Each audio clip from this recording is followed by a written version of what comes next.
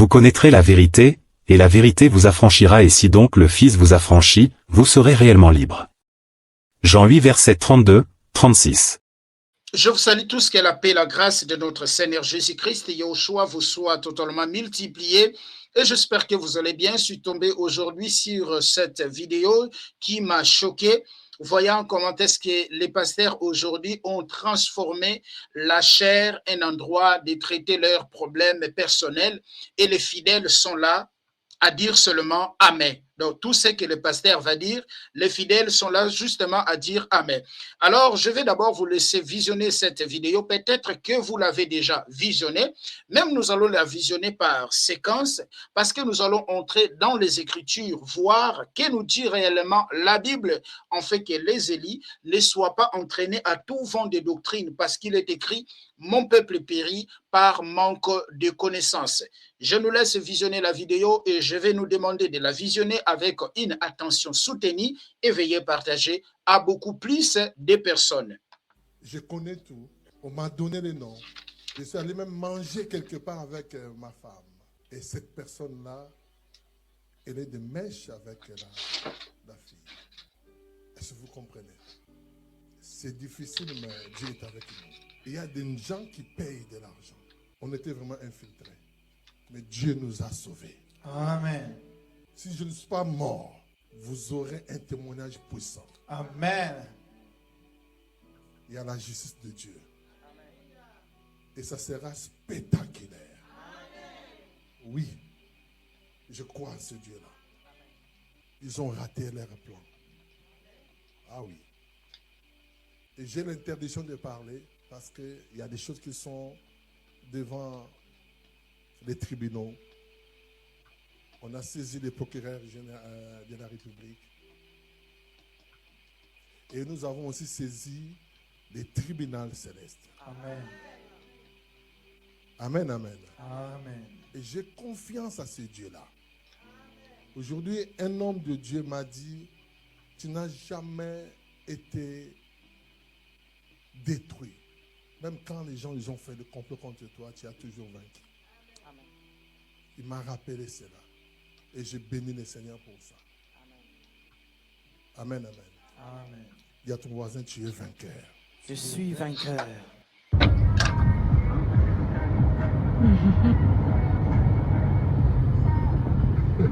L'homme de la situation. L'élu de mon cœur. Il a dit que je suis sa lumière. Your light. I'm the light of your life. Yeah? Tu parles pas, chérie. Attention.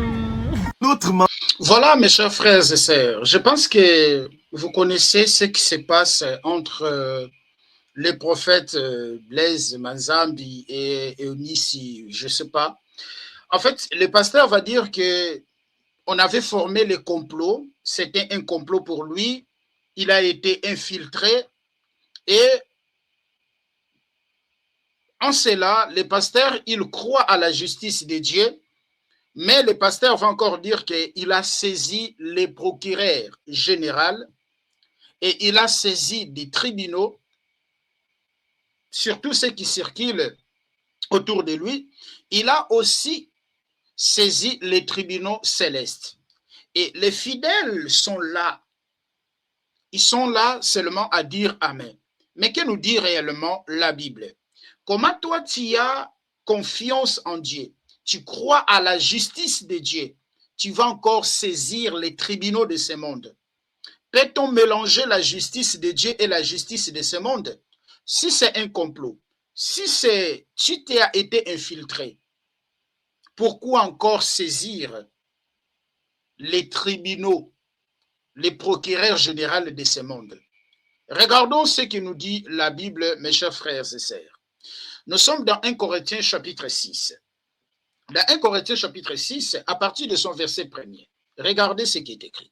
Quelqu'un de vous, lorsqu'il a différend avec un autre, ose-t-il plaider devant les injustes et non devant les saints?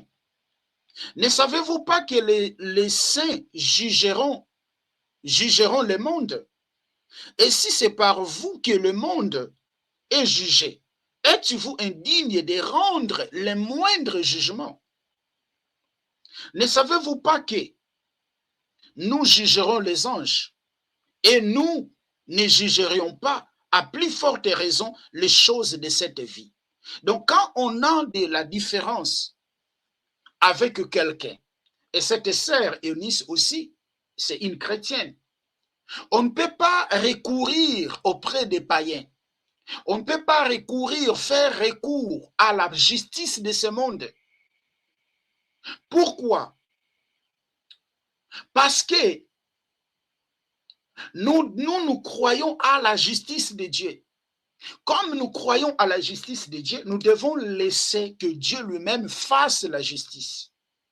Si c'est du mensonge, la Bible dit, errez serez-vous. Lorsque vous serez maltraité, lorsque vous serez malmené à cause de moi, errez serez-vous. Lorsqu'on va vous insulter, lorsqu'on dira toutes sortes de faussetés de vous à cause de moi, pas aller saisir les tribunaux, pas aller porter plainte. Paul a été insulté, Pierre a été insulté. Avez-vous vu Pierre porter plainte? Jésus même a été traité de tout nom. Avez-vous vu Jésus porter plainte? Le verset 4. Quand donc vous avez des différends pour des choses de cette vie, ce sont des gens dont l'Église ne fait aucun cas que vous prenez pour juge. Le verset 5. Je le dis à votre honte. Ainsi, il y a parmi vous pas un seul homme sage qui puisse prononcer entre ses frères. Le verset 6, mais un frère plaide contre un frère, et cela devant des infidèles. C'est déjà certes un défaut chez vous que d'avoir des procès les uns avec les autres. Donc c'est un défaut d'avoir les procès avec les uns avec les autres. Pourquoi ne souffrez-vous pas plutôt quelque injustice? Pourquoi ne vous laissez-vous pas plutôt dépouiller? On va prendre le verset 8. Mais c'est vous qui commettez l'injustice. Ah voilà. Qui dépouille. C'est envers des frères que vous agissiez de la sorte. C'est vous qui commettez l'injustice. C'est vous qui dépouillez. C'est envers les frères et les sœurs que vous jugez de la sorte. Vous êtes innocents. Vous avez été piégés. Vous avez été infiltrés. Mais laisse la justice de Dieu. Laisse la justice de Dieu. Sommes-nous appelés de saisir les tribunaux de ce monde lorsque nous sommes infiltrés? Lorsque les gens forment des complots pour nous? Le verset 9. Ne savez-vous pas que les injustes n'hériteront point le royaume de Dieu? Ne vous y trompez pas. Ni les impudiques, ni les idolâtres, ni les adultères, ni les inféminés, ni les infâmes, ni les voleurs, ni les cupides, ni les ivrognes, ni les outragés, ni les ravisseurs n'hériteront le royaume de Dieu. On ne peut pas aller auprès des injustes, auprès des tribunaux de ce monde, pour faire quoi? Pour, voilà, avoir un procès avec des frères. Et dans l'église, les gens ne connaissent pas ça. Les gens disent seulement Amen. Regardez ce que la Bible nous dit aussi dans 1 Pierre chapitre 4, le verset 16, et je vais nous laisser regarder la vidéo. 1 Pierre chapitre 4, le verset 16. Regardez ce qui est écrit. 1 Pierre chapitre 4, le verset 16. Nous allons les regarder. Nous allons regarder. 1 Pierre chapitre 4. Non, je peux même commencer à partir de son verset 14. À partir de son verset 14. Je sélectionne jusqu'ici et nous allons lire ensemble avec vous. Regardez. Si vous êtes outragés pour le nom de Christ, vous êtes errés, parce que l'esprit de gloire, l'esprit de Dieu repose sur vous. Si vous êtes outragés par le nom de Christ, mais vous êtes errés. Bon, le pasteur, le prophète, il est outragé par le nom de qui? 15. Que nul de vous, en effet, ne souffre comme meurtrier, un voleur, un malfaiteur, ou comme s'en gérant dans les affaires d'autrui. Mais si quelqu'un souffre comme chrétien, qu'il n'ait pas honte, et que plutôt il glorifie Dieu à cause de son nom. Donc, je peux seulement glorifier Dieu dans mes souffrances lorsque je ne souffre pas comme un voleur, lorsque je ne souffre pas comme un adultère, lorsque je ne souffre pas comme un malfaiteur, lorsque je ne souffre pas comme un meurtrier. Là, je dois glorifier Dieu. Là, je dois attendre la justice de Dieu. Là, je dois attendre la justice de Dieu, parce que Dieu, il fait la justice des innocents. Quand on est innocent, on peut attendre la justice de Dieu, mais quand on n'est pas innocent, Galates chapitre 6, les versets 7 à 8, ce que l'homme aura semé, c'est ça qu'il moissonnera. Ce que l'homme aura semé, c'est ça qu'il moissonnera. Ce que l'homme aura semé, c'est ça qu'il moissonnera. Car c'est le moment où le jugement va commencer par la maison de Dieu. Or, si c'est par nous qu'il commence, quelle sera la fin de ceux qui n'obéissent pas à l'évangile? Et si les gens justes se sauvent avec peine, que deviendront l'impie et le pécheur? Vous voyez ça? Ainsi que ceux qui souffrent selon la volonté de Dieu remettent leur âme au fidèle Créateur en faisant ce qui est bien. En faisant ce qui est bien. En faisant ce qui est bien. Nous ne devons pas souffrir parce que nous sommes adultères. Nous ne devons pas souffrir parce que nous avons commis quelque chose. Mais nous devons souffrir étant des innocents. Et quand on souffre étant innocent, on ne peut pas aller saisir des tribunaux. À moi la vengeance, dit Dieu, et à moi la rétribution. Eunice Manzambi ne ment jamais. Les amis, vous vous souvenez, entre la partie 16 jusqu'à la partie 19, maman Eunice Manzambi, elle a dit ceci. Son ex-mari, le prophète Blaise Manzambi, l'excitait en pleine chair d'arracher le mariage, genre de chasser Lise Manzambi. Les amis, vous-même vous connaissez, je suis Songui Songui. Je suis parti sur YouTube, j'ai cherché la prédication, j'ai trouvé. Attendez, je vais vous montrer. On écoute. Dieu arrache Canaan. Et il donne ça à la postérité d'Abraham. Nous allons prier et nous allons arracher. Amen. Nous allons arracher leurs postes. Nous allons arracher leurs postes. S'il s'agit d'arracher aussi son mariage, arrache. S'il s'agit d'arracher aussi son mariage, arrache. S'il s'agit d'arracher aussi son mariage, arrache. Tu vas dire à papa, qu'est-ce que tu dis? Oui. Vaki, elle a été chassée. Écoutez. Elle a commis une erreur pour que Esther puisse récupérer sa place. Esther a arraché son poste. Le pasteur m'a piégé avec une promesse de mariage partie 8. Nous sommes dans la chambre et là on est en intimité. Il veut vraiment qu'on fasse ces choses-là. Et je lui fais comprendre que j'aimerais qu'on puisse se préserver jusqu'au mariage. Et j'essaye même de le convaincre, si possible, d'arranger les choses avec sa madame. Il me fait comprendre une fois de plus que du côté de sa madame, c'est bon. Après la réunion qu'ils avaient eu à avoir avec son père spirituel, c'est confirmé que voilà, les choses ne vont plus s'arranger, ils ne vont plus se remettre ensemble.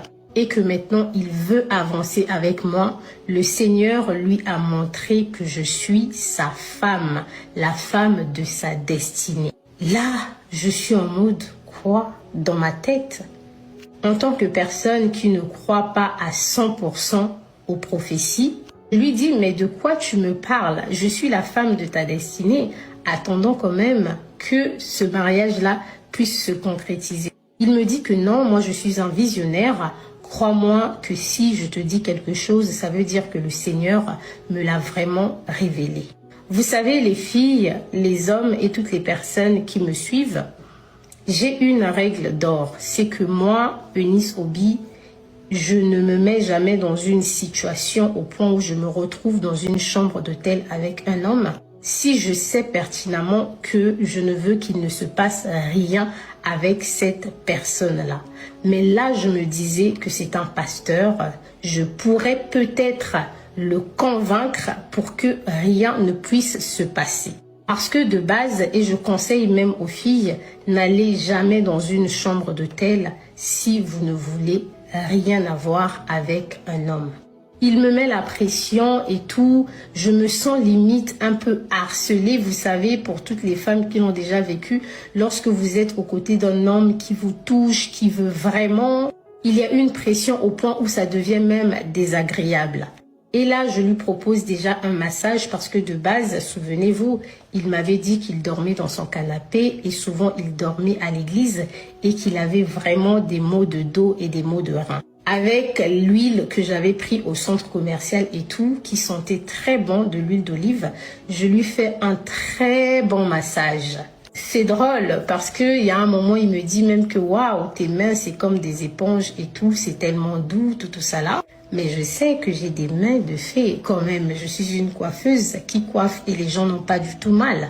Le fait qu'il puisse avoir un souci avec ce truc-là, l'anaconda, désolé les filles, ne me jugez pas, mais si je n'en parle pas, mon témoignage ne peut pas être complet.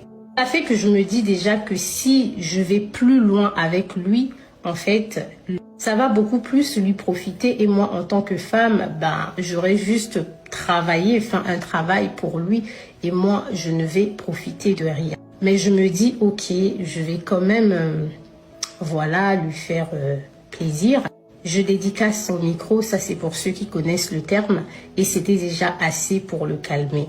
Et la nuit passe, on dort, et voilà, nous sommes au lendemain matin.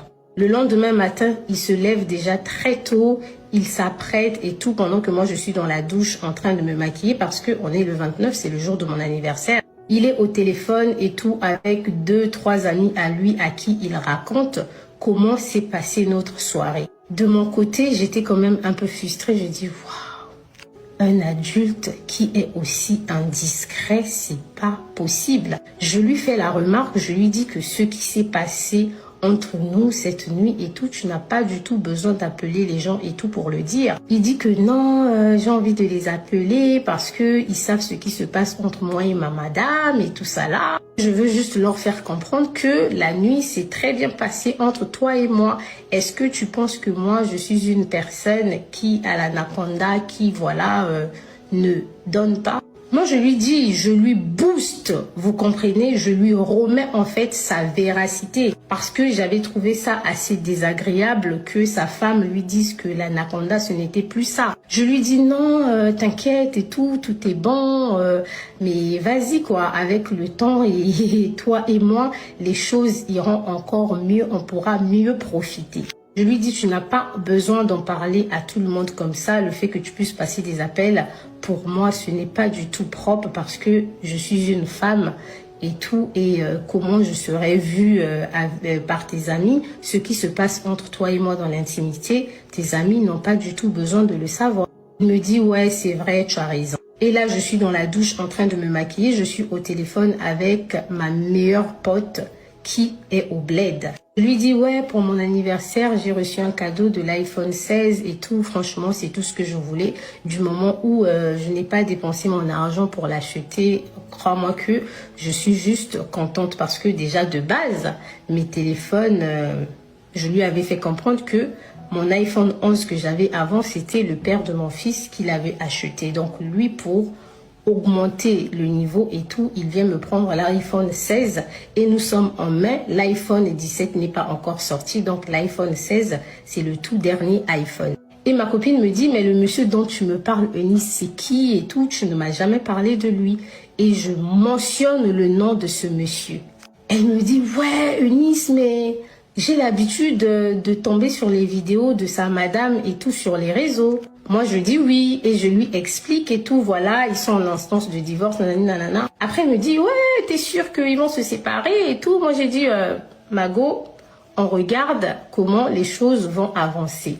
Et elle me dit, ah, vas-y, fais quand même attention et tout, parce que tu sais, les tantines, elles peuvent devenir très méchantes et tout. Faut pas qu'elles découvrent quelque chose et qu'elles te fassent du mal.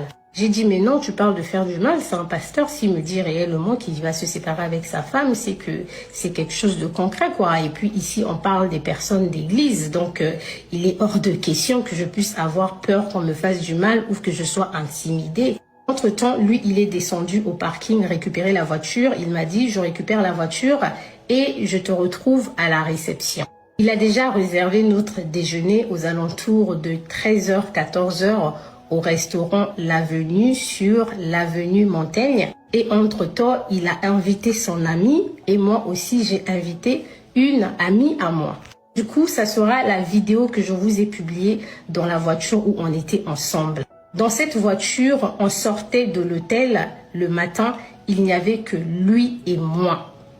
Entre-temps, avant d'aller manger au restaurant, on avait déjà pris le petit déjeuner très tôt à partir de 8 heures.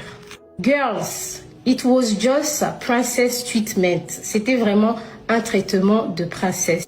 Un anniversaire à minuit avec un dîner servi dans la chambre, un petit déjeuner le matin servi dans la chambre, c'était la totale. Pour terminer, je vous rappelle encore que ce sont des choses auxquelles moi de base je suis habituée et il le sait très bien parce que je lui dis que mon ex, le père de mon fils, c'est une personne qui est dans l'aviation et réservation d'hôtels, donc les hôtels de luxe et tout, ces choses-là, franchement, ce n'est rien du tout pour moi. Mais ce sont des attentions qui me touchent réellement parce que en France, ce n'est pas donné, surtout dans notre communauté congolaise, africaine, de trouver un homme qui va vraiment être aussi délicat avec toi.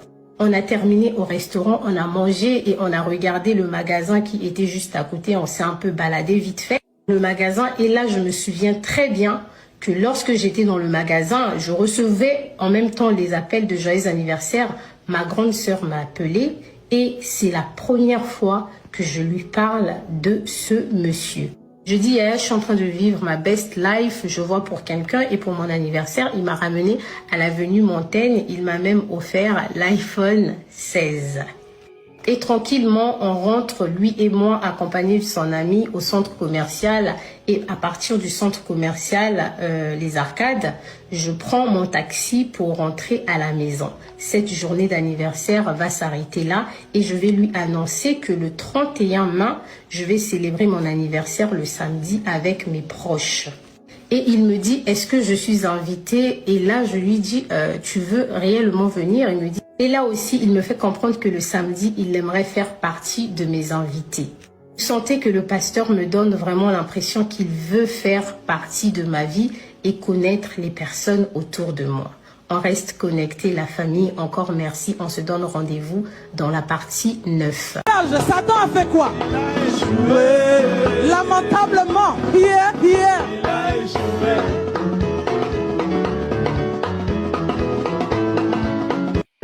Dans ton mariage, Satan a fait quoi?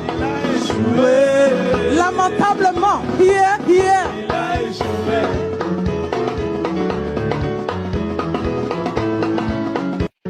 Dans ton mariage, Satan a fait quoi? Lamentablement. Hier. Et voilà, mes chers frères et sœurs, je pense que bon, vous avez déjà regardé ces vidéos circulent sur la toile il y a cela quelques temps. Je pense que vous l'avez écouté, donc elle affirme qu'elle est sortie vraiment avec les prophètes. Elle est sortie vraiment avec les pasteurs. Mais à la place du pasteur ou le prophète, entre guillemets, venir à l'église présenter les excuses sur ce qui se passait, mais c'est lui qui annonce qu'il a porté plainte. hein, qu'il a porté plainte, qu'il a saisi les tribunaux et il a saisi les tribunaux célestes. En fait, les gens jouent avec Dieu. Les gens jouent avec Dieu, en fait. Les gens jouent avec Dieu sans le savoir que le Seigneur, il est juste. Il n'est pas un Dieu injuste. Il est juste. Ce que l'homme aura sémé, c'est ça qu'il moissonnera. Nous allons prendre quelques petits versets, mes chers frères et sœurs. Regardons ce qui est écrit dans Proverbes chapitre 5. On va lire le verset 1er jusqu'au verset 7. Mon fils, sois attentif à ma sagesse. Prête l'oreille à mon intelligence, afin que tu conserves la réflexion et que tes lèvres gardent la connaissance. Car les lèvres de l'étrangère distillent le miel et son palais est plus doux que l'huile. Le verset 4. Mais à la fin, il est amer, comme la bistec. C'est ce que le pasteur vit maintenant. Égé, comme un glaive à deux tranchants. Ses pieds se descendent vers la mort. Ses pas atteignent les séjours des morts. Afin de ne pas considérer les chemins de la vie, elle est errante dans ses voies, elle ne sait où elle va. Et maintenant, mes fils, écoute-moi et ne vous écartez pas de la parole de ma bouche. Vous voyez, c'est ça que la parole de Dieu nous dit. Nous devons faire très attention aux femmes étrangères. Mais les pasteurs ne font pas attention aux femmes étrangères. Les pasteurs sortent avec des fidèles, couchent avec des sœurs dans l'église. Ils promettent les mariages avec à nos sœurs dans l'église. Et voilà maintenant. Et voilà. Et pour terminer, mes chers frères et sœurs, 1 Corinthiens chapitre 3 à partir de son verset 10. Selon la grâce de Dieu qui m'a été donnée, j'ai posé le fondement comme un sage architecte et un d'autre bâtit d'ici, mais que chacun prenne garde à la manière dont il bâtit d'ici. Car personne ne peut poser un autre fondement que celui qui a été déjà posé, qui a été posé, savoir Jésus-Christ. Or, si quelqu'un bâtit sur ce fondement, avoir de l'or, sur ce fondement, avec de l'or, de l'argent, des pierres précieuses, du bois, du foin, du chaume, l'œuvre de chacun sera manifestée. Car les jours la fera connaître, parce qu'elle se relèvera dans les faits, et les faits éprouvera ce que l'œuvre de chacun. Est-ce que vous voyez? En fait, ça ne sert à rien de dire que je suis pasteur aussi longtemps vous ne l'êtes pas. Et ça ne sert à rien de dire que je suis pasteur aussi longtemps vous ne l'êtes pas. Parce que l'œuvre de chacun sera éprouvée. L'œuvre de chacun sera éprouvée. L'œuvre de chacun sera éprouvée. Si vous avez bâti sur le fondement posé par les apôtres, votre œuvre aussi sera prouvée. Mais si vous n'avez pas aussi bâti sur le fondement posé par les apôtres, votre œuvre sera éprouvée. Et on saura qui vous êtes. Vous voyez, on saura qui vous êtes. Et la prophétie de Paul est en train de s'accomplir aujourd'hui. Aujourd'hui, la prophétie, cette prophétie-là de Paul est en train de s'accomplir aujourd'hui dans nos jours. L'œuvre de beaucoup de pasteurs sont éprouvés. Et beaucoup, nous avons compris que beaucoup ne sont même pas des serviteurs de Dieu. Ce sont des gens qui se sont infiltrés dans l'église. Mais soyez dans vos gardes parce que votre salut ne dépend pas de quelqu'un, mais votre salut dépend du Seigneur Jésus-Christ. Ne permet pas que quelqu'un fasse de vous sa proie. Croyez toujours au Seigneur Jésus, mettez votre confiance en lui, sortez du milieu des Apocalypse chapitre 18, le verset 4, sortez du milieu de mon peuple pour ne pas vous contaminer de leurs péchés. Est-ce que vous savez que tous les gens qui suivent les faux prophètes, les faux pasteurs, les faux apôtres, ils auront la même finalité avec ces gens-là. Aller à la maison lire Jérémie chapitre 14, le verset 15 jusqu'au verset, le verset 14 jusqu'au verset 15.